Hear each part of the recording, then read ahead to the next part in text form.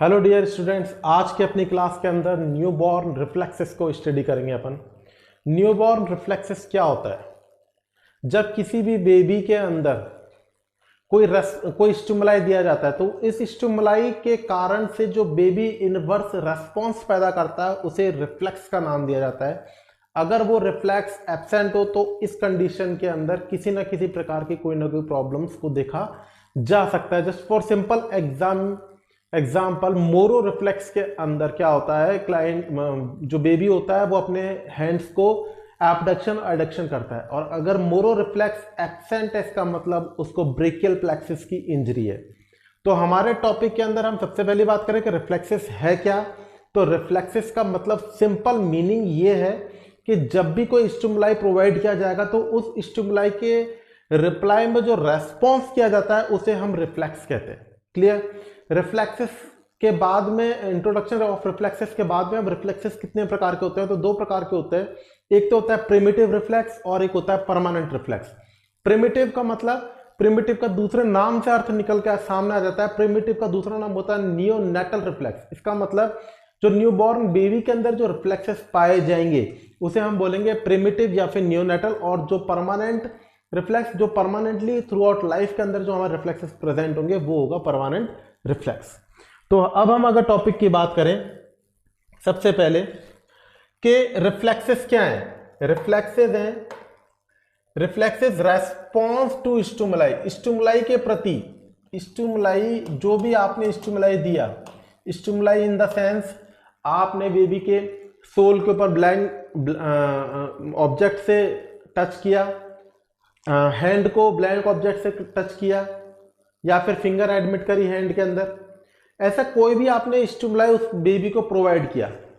Stimuli provide करने के बाद में स्टिमुलाई के प्रति जो रेस्पॉन्स प्रोवाइड करेगा बेबी, जो रेस्पॉन्स प्रोवाइड करेगा वो क्या है? वो सिंपल लैंग्वेज में बोले तो वो ही क्या है? नियोनेटल रिफ्लेक्सेस है या रिफ्लेक्सेस है। लेकिन नियोनेटल रिफ्लेक्सेस इसलिए नहीं क्या, क्योंकि इसके टू टाइप्स के अंदर हम देखते हैं, ये दो प्रकार का होता है, primitive reflex and permanent reflex. Primitive का मैंने आपको अभी अर्थ बताया था। प्रिमिटिव का दूसरा नाम क्या होता है? प्रिमिटिव का दूसरा नाम है नियोनेटल रिफ्लेक्स। नियोनेटल रिफ्लेक्स, इसका मतलब प्रिमिटिव या नियोनेटल रिफ्लेक्स एक ही बात है, कोई कंफ्यूजन नहीं रखना है। न्यूबॉर्न बेबी के अंदर जो रिफ्लेक्सेस प्रेजेंट होंगे उन्हें क्या बोलेंगे? नियोनेटल रिफ्लेक्सेस या फिर प्रिमिटिव रिफ्लेक्सेस। कौन कौन से होते हैं इनको समझने से पहले एक बार परमानेंट को देख लेते हैं, क्योंकि परमानेंट सिंपल होते हैं और आपकी नॉलेज के अंदर भी होंगे ये। परमानेंट रिफ्लेक्स जो थ्रू आउट लाइफ बने रहेंगे, फर्स्ट ऑफ ऑल होता है ब्रीथिंग रिफ्लेक्स। क्लाइंट एक एडल्ट के अंदर एक स्पॉन्टेनियसली नहीं, एक एडल्ट के अंदर एक इनवॉलेंट्री एक मूवमेंट होता है, ब्रीथिंग का प्रोसेस होता है, जिसके अंदर क्लाइंट ना चाहे या कॉन्शियस, अनकॉन्शियस, सेमी अनकॉन्शियस, किसी भी कंडीशन के अंदर क्या करता है? ब्रीथ को इन करता है और आउट करता है। इसमें उसका रोक नहीं है, इनवॉलेंट्री प्रोसेस है ये। क्लियर? अब आप बात करेंगे breathing reflex, I blinking reflex, pupillary reflex and swelling और गैग रिफ्लेक्स। ब्रीथिंग रिफ्लेक्स का मतलब ब्रीथ करना, इन करना, आउट करना। आई ब्लिंकिंग रिफ्लेक्स मतलब आई को ब्लिंक करना, आंख को आप ब्लिंक कर रहे हैं, आई ब्लिंकिंग रिफ्लेक्स कहला रहा है। प्यूपिलरी रिफ्लेक्स जब आंख के ऊपर आप किसी एकदम से फास्ट लाइट को एडमिट करने की कोशिश करेंगे तो प्यूपिल्स जो होती है वो कंस्ट्रिक्ट होगी। प्यूपिल्स क्या होंगी? कंस्ट्रिक्ट होगी। तो उसे क्या बोलेंगे? प्यूपिलरी रिफ्लेक्स एंड स्वेलिंग और गैग रिफ्लेक्स। जब भी मुंह के अंदर कोई चीज रखेगा उसको अपन निकलने की कोशिश करेंगे तो स्वेलिंग और गैग रिफ्लेक्स के अंदर काउंटेबल होगा, और ये डिसअपियर नहीं होते, थ्रू आउट लाइफ पाए जाते हैं। अब बात करते हैं प्रिमिटिव या नियोनेटल रिफ्लेक्सेस की। सबसे पहले बात करते हैं रूटिंग रिफ्लेक्स। रूटिंग रिफ्लेक्स क्या होता है?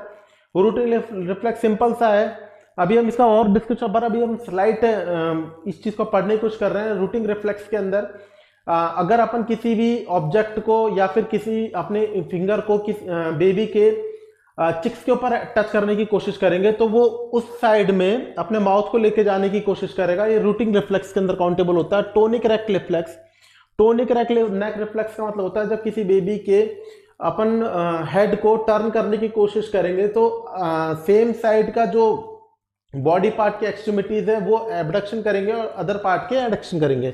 डांसिंग और स्टेपिंग रिफ्लेक्स, जब बेबी को अपराइट पोजीशन में पकड़ करके उसके फीट को अपन फ्लोर पे टच करेंगे तो वो एक स्टेप करने की कोशिश करेगा, चलने की कोशिश करेगा, या ये फील होगा कि वो डांस करने की कोशिश कर रहा है, तो dancing reflex.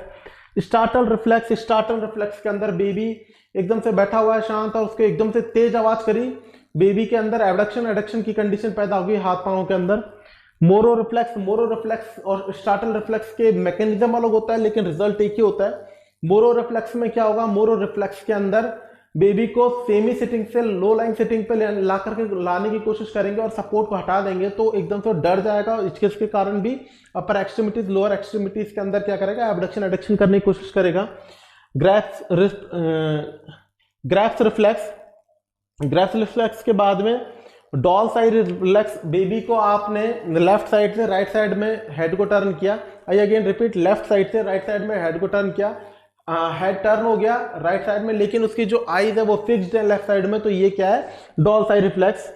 Parachute reflex, baby को आप जब ऊपर से नीचे जस्ट इस प्रकार से क्या आप बेबी को छोड़ रहे हो, छोड़ने की कोशिश करते हो तो बेबी अपने हाथ पांवों को जमीन की टुवार्ड्स करने की कोशिश करता है। Parachute reflex and glabellar reflex, glabellar reflex के अंदर आता है कि जब ग्लैबुला पार्ट के ऊपर अपन स्ट्रोक करते हैं या फिर फिंगर टच करते हैं तो फोर्स के कारण से वो अपनी आंख को ब्लिंक कर लेता है, ग्लैबुलर रिफ्लेक्स। ग्रैप्स रिफ्लेक्सेस के अंदर मैंने आपको दो प्रकार के पढ़ेंगे आप इसमें, एक तो आप पढ़ेंगे ग्रैप्स रिफ्लेक्स के अंदर, पहले पढ़ेंगे palmar grasps and plantar grasps. इसे ग्रैप्स क्यों कहा गया, क्योंकि ग्रैप्स का मतलब होता है मुट्ठी, ये मुट्ठी से संबंधित होते हैं, तो इसको अपन ने क्या रख दिया, ग्रैप्स रिफ्लेक्स के अंदर रख दिया, पाल्मर ग्रैप्स और प्लांटर ग्रैप्स। क्लियर, तो हमने यहाँ पर बिल्कुल स्मॉल इंट्रोडक्शन रखा आपके सामने रिफ्लेक्सेस का कि कौन सा रिफ्लेक्स क्या होता है और कौन से कैटेगराइजेशन में पाया जाता है। तो अब हम डीपली नॉलेज के लिए सबसे पहले शुरू करते हैं अपना पॉइंट, वो है बेबिंस्की रिफ्लेक्स। देखिए बेबिंस्की रिफ्लेक्स का मतलब क्या होता है, बेबिंस्की रिफ्लेक्स का मतलब होता है जब आप किसी न्यूबॉर्न बेबी के सोल या फिर पांव में या पांव के तलवों में या फिर सोल पर लेटरल साइड से और अप साइड में लेकर के जाएंगे, मतलब आप हील से लेके फिंगर तक आप उसके ऑब्जेक्ट को टच करने की कोशिश करेंगे। क्लियर, यहां पर आप देखिएगा कि आपने जैसे ही बेबी के हील से टोस की तरफ आप उसके अपने ऑब्जेक्ट को लेकर के जा रहे हैं तो उसके रेस्पॉन्स, आपने जो स्टिमुलाई दिया अब उसके प्रति बेबी क्या रेस्पॉन्स कर रहा है, क्या रेस्पॉन्स कर रहा है, रेस्पॉन्स ये कर रहा है कि ग्रेट टो को वो डॉर्सिफ्लेक्शन में लेके जा रहा है और बाकी की फिंगर्स को कहां लेकर के जा रहा है, बाकी की फिंगर्स को वो प्लंटर फ्लेक्शन में लेकर के जा रहा है या फिर अगेंस्ट लेकर के जा रहा है। देखिए समझने की कोशिश करिए, बेबिंस के रिफ्लेक्स क्या कहते हैं, बेबिंस की रिफ्लेक्स कह रहा है आपके सामने, बेबिंस की रिफ्लेक्स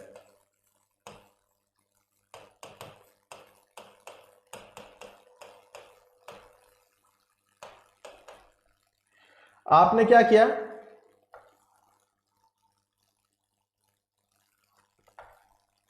आपने लेटरल साइड से और ऑब्जेक्ट को किस ओर लेके गए, हील से लेकर के और फिंगर की तरफ ले जाने की कोशिश की, तो ग्रेट टो कहां पर जाएगा, ग्रेट टो जाएगा डॉर्सिफ्लेक्शन में, कहां पर जाएगा, ग्रेट टो डॉर्सिफ्लेक्शन में जाएगा और बाकी की फिंगर्स कहां जाएंगी, बाकी की फिंगर जाएंगी प्लैंटर फ्लेक्शन में, प्लैंटर फ्लेक्शन में, और ये डॉर्सिफ्लेक्शन में, डॉर्सिफ्लेक्शन के अंदर। क्लियर, तो ये बेबिंस की रिफ्लेक्स कहलाएगा, इसको मैं लिख भी देता हूं जिससे आपको कंफ्यूजन नहीं हो।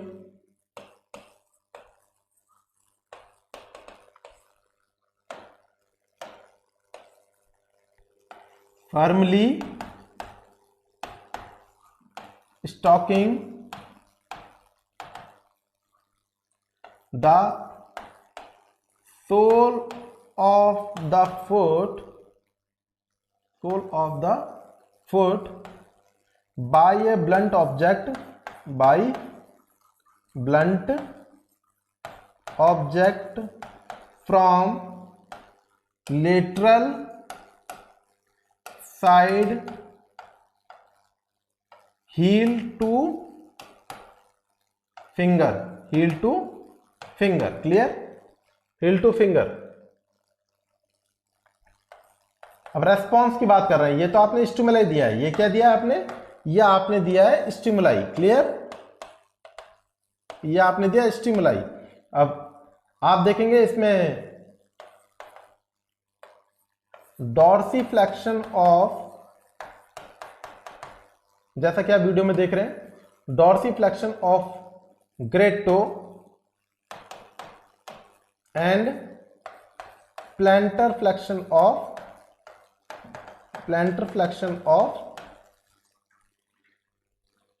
Other toe, plantar flexion of other toe. Clear? Next number पे आता है आपके पास में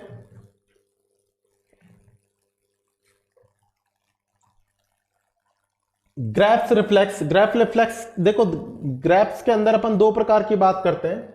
ग्रैप्स मैंने आपको बताया था, ग्रैप्स का मतलब क्या होता है, ग्रैप्स का मतलब होता है मुट्ठी। क्लियर?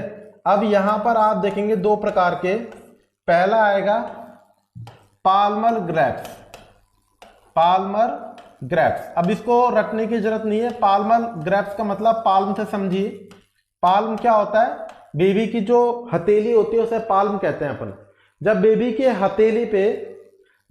हथेली पे जैसे कि आपने कोई भी ऑब्जेक्ट टच किया या फिर अपनी इंडेक्स फिंगर और मिडिल फिंगर लाने की कोशिश की, उसने टाइटली उसको क्या किया, अपनी मुट्ठी को बंद कर लिया, ये कंडीशन क्या है, ये पाल्मर रिफ्लेक्स के अंदर काउंटेबल है। अगेन रिपीट, पाल्मर रिफ्लेक्स क्या होता है, पाल्म से संबंधित है। जब बेबी के हथेली पे कोई भी ऑब्जेक्ट लेकर के जाएंगे, पेन लेके जाएंगे, उंगली लेकर के जाएंगे, तो वो अपनी मुट्ठी को बांध लेगा, बीच लेगा। इसे क्या बोलेंगे आप, पाल्मर रिफ्लेक्स। समझ रहे हैं? नोट्स बनाने के लिए पाल्मर रिफ्लेक्स के बारे में क्या लिखेंगे वो मैं लिख देता हूं। Palmer reflex, examiner insert his या हर, एग्जामिनर हिज हो या हर हो, हिज और her index finger into the palm of newborn baby। ये क्या है, स्टिमुलाई दे रहा है। क्लियर? ये क्या है, ये है स्टिमुलाई, ये है स्टिमुलाई। क्लियर? अब इसका रेस्पॉन्स देखेंगे आप, इस स्टिमुलाई के प्रति response, newborn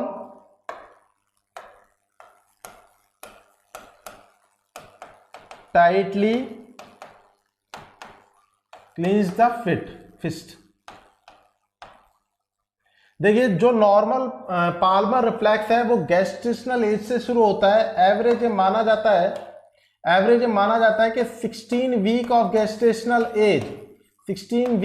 gestational as per ये अपीयर होना शुरू होता है, लेकिन फुल्ली डेवलप, फुल्ली मैच्योर होता है 25 week of gestational.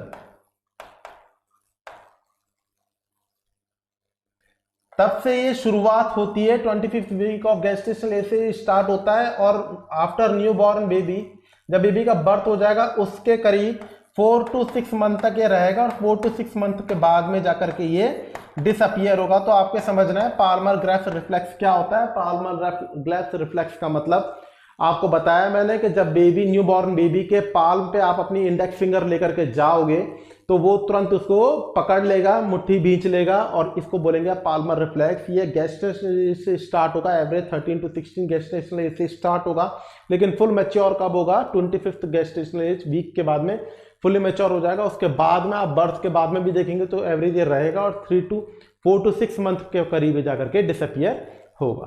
Clear? Next number पे आपके पास में स्टार्टल रिफ्लेक्स। स्टार्टल रिफ्लेक्स के अंदर क्या होता है, स्टार्टल रिफ्लेक्स के अंदर जैसे ही आप कोई लाउड नॉइज पैदा करेंगे, आप बेबी के पास में लाउड नॉइज पैदा करेंगे तो वो क्या होगा, एकदम से डर जाएगा। तो क्या करेगा, सबसे पहले वो अपने हैंड्स को एबडक्शन में लेके जाएगा, फिर एडक्शन में लेकर के जाएगा, और फिंगर और थंब के बीच में सी शेप्ड का एंगल बनेगा। देखिए ये और मोरो रिफ्लेक्स दोनों क्या होते हैं, मोरो रिफ्लेक्स और ये जो आपके सामने स्टार्टर रिफ्लेक्स से, इनके जो रिजल्ट होते हैं वो कहीं हद तक समान होते हैं, लेकिन इनके जो स्टिमुलाई होता है वो थोड़ा सा क्या है, डिफरेंट होता है। मोरो रिफ्लेक्स के अंदर मैंने आपको बताया, मोरो रिफ्लेक्स में क्या करेंगे आप, बेबी को सेमी सिटिंग से एकदम से फ्री करेंगे और फिर पकड़ेंगे। अभी बताएंगे आप कैसे करेंगे।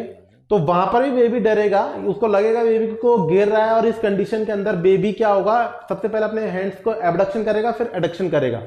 तो मोरो और स्टार्टल के दोनों के रिजल्ट एक होता है, लेकिन स्टिमुलाई देने का तरीका मतलब रेस्पॉन्सेज सेम है, लेकिन स्टिमुलाई दोनों के डिफरेंट है। तो स्टार्टल रिफ्लेक्स क्या होता है? स्टार्टल रिफ्लेक्स होता है जब भी आप क्या करेंगे, बेबी के कमरे के अंदर एकदम से लाउड नॉइस पैदा करेंगे, या फिर आप अपने ताली बजाएंगे और कुछ भी आपने लाउड नॉइस पैदा करने की कोशिश की, तो बेबी एकदम से डर जाएगा। डरेगा तो क्या करेगा? डरेगा तो सबसे पहले वो अपने हैंडों को एबडक्शन में लेके जाएगा, फिर एडिक्शन में लेकर के जाएगा। क्लियर? यहां पर आप देखें, स्टार्ट नोट्स बनाने के लिए, startle reflex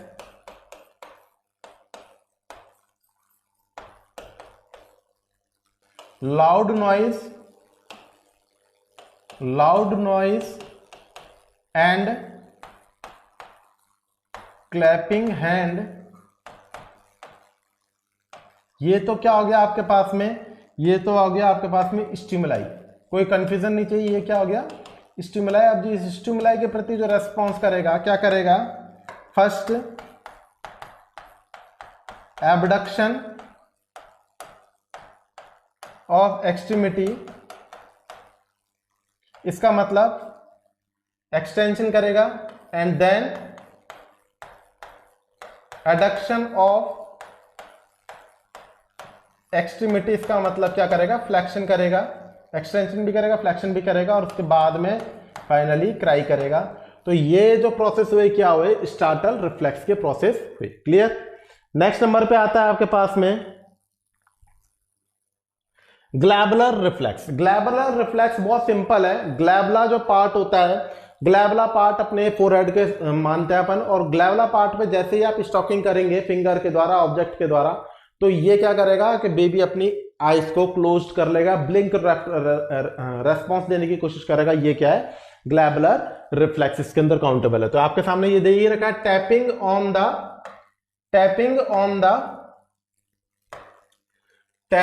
on the mid eyebrow. Eyebrow के मध्य में बोल रहे हैं, तो ये वाला जो पार्ट है ये क्या है? ग्लैबुला है। ये पार्ट क्या है? ये ग्लैबुला है। और इस पार्ट पे जब आप टैपिंग करेंगे तो टाइटली क्लोज द आईज, अपने ब्लिंक रेस्पॉन्स देने की कोशिश करेगा, आई ब्लिंकिंग करेगा, ब्लिंक रेस्पॉन्स देने की कोशिश करेगा। और ये क्या है? ये अपीयर एट बर्थ होगा और डिसअपियर कभी भी नहीं होता। आप अभी भी करके देखें तो आप अपनी आंखों को इसको बंद करने की कोशिश करेंगे। ठीक है? नेक्स्ट नंबर पे आपके पास में टॉनिक नेक रिफ्लेक्स। टॉनिक नेक रिफ्लेक्स के अंदर पहले मैं आपको समझाऊंगा। देखिए, टॉनिक रिफ्लेक्स के अंदर क्या करेंगे? आप बेबी को हेड को क्या करेंगे? आप टर्न करेंगे।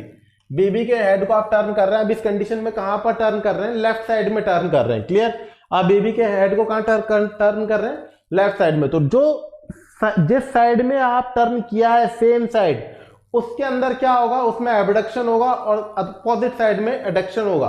क्लियर? दूसरी साइड में क्या हो रहा है? फ्लेक्शन देखने को मिल रहा है, और सेम साइड पे क्या देखने को मिल रहा है? एक्सटेंशन, हाइपर एक्सटेंशन देखने को मिल रहा है। तो ये जो रेस्पॉन्स होगा वो टोनिक नेक रिफ्लेक्स के अंदर काउंटेबल होगा। क्लियर? देन टोनिक नेक रिफ्लेक्स का मतलब क्या है? नोट्स मेंटेन करने के लिए लिख रहा हूं मैं यहां पे, टोनिक नेक रिफ्लेक्स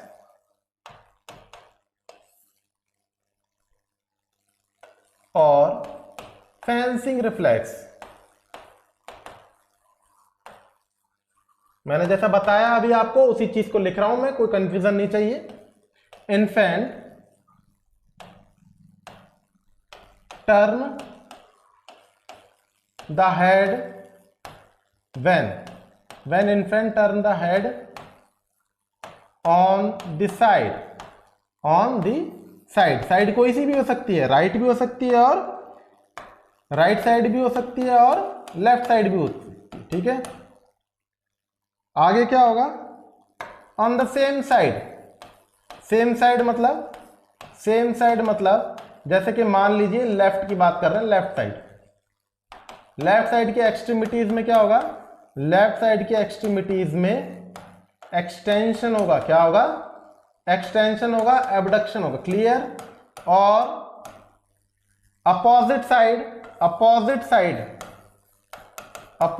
साइड सेम साइड किसकी बात कर रहे हैं? एक्सट्रीमिटीज की, अपर और लोअर एक्सट्रीमिटीज की बात कर रहे हैं। कोई कंफ्यूजन मत करिएगा। एक्सट्रीमिटीज के अंदर क्या होगा?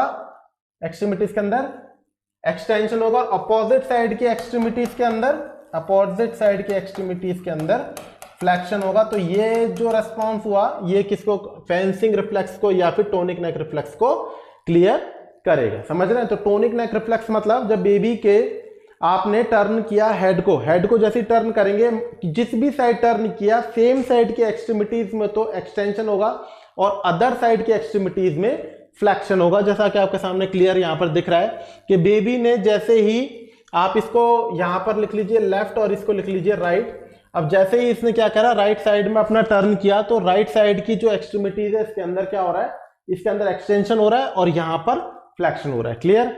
नेक्स्ट नंबर पे है आपके सामने, वो है डॉल्स आई रिफ्लेक्स। डॉल्स आई बहुत सिंपल है। डॉल मतलब गुड़िया की आंखें जैसे फिक्स हो जाती हैं, उससे ही संबंधित है। जब आपने बेबी के हेड को टर्न किया, जैसे सपोज दैट आपने लेफ्ट से राइट पे टर्न किया, लेफ्ट से कहां करा है, राइट पे टर्न किया, मैं कर रहा हूं लेफ्ट से राइट की तरफ टर्न कर रहे हैं। अब जो हेड तो टर्न हो गया लेकिन जो आईज है वो कहां पर फिक्स्ड हो चुकी है, वो फिक्स्ड हो चुकी है लेफ्ट साइड में। ये क्या है, डॉल्स फिक्स्ड आई रिफ्लेक्स इसके अंदर काउंटेबल है। यानी गुड़िया की आंखें क्या होती हैं, फिक्स होती है। कैसे? आपने बच्चे की आंखों को इस प्रकार से करा, आपने हेड को मूवमेंट किया लेकिन आंख कहां पर रहेगी, पहली वाली पोजीशन में फिक्स रहेगी। क्लियर? जैसा कि यहां पर दे रहा है, when the head of the baby slowly turn, एक साथ में जोर से पुश नहीं करना है, धीरे धीरे करना है। Slowly turn infants I remain stationery appear at birth, और डिसअपियर कब होगा, 3 से 4 मंथ बाद में ये सेल्फली डिसअपियर हो जाएगा। नेक्स्ट नंबर पे आपके पास में डांसिंग और स्टेपिंग रिफ्लेक्स। अब ऐसा फील होता है कि डांस कर रहा है, स्टेप कर रहा है, लेकिन वो डांस और स्टेप नहीं कर रहा है, वह अल्टरनेटिवली एबडक्शन और एडक्शन कर रहा है, फ्लेक्शन कर रहा है और एक्सटेंशन कर रहा है। जब आप किसी बेबी को पकड़ करके अपराइट पोजीशन में पकड़ करके और फ्लोर से टच करने की कोशिश करते हैं तो इस कंडीशन में उसके जो पांव होते हैं वो ऐसा फील करते हैं कि स्टेप ले रहे हैं या फिर डांस कर रहे हैं, वो क्या कर रहे हैं, एक्सटेंशन कर रहे हैं एंड अल्टरनेटिवली फ्लेक्शन कर रहे हैं। तो यहां पर when the sole of the feet touch on the flat surface baby start stepping और बाय अनदर लेग। और ये कब डिसअपियर होगा, तो यहां पर ये डिसअपियर होगा 2 to 3 मंथ के अंदर। नेक्स्ट नंबर पे आपके पास में क्रॉलिंग रिफ्लेक्स। क्रॉलिंग रिफ्लेक्स में क्या होगा, क्रॉलिंग रिफ्लेक्स में बेबी को जैसे ही आप प्रॉन पोजीशन में बेबी को रखोगे, स्टोमक के बल पे आप जैसे ही रखोगे तो बेबी क्रॉल करेगा, एक प्रकार से स्विमिंग करने की कोशिश करेगा, अपने हाथ पांव को मारेगा।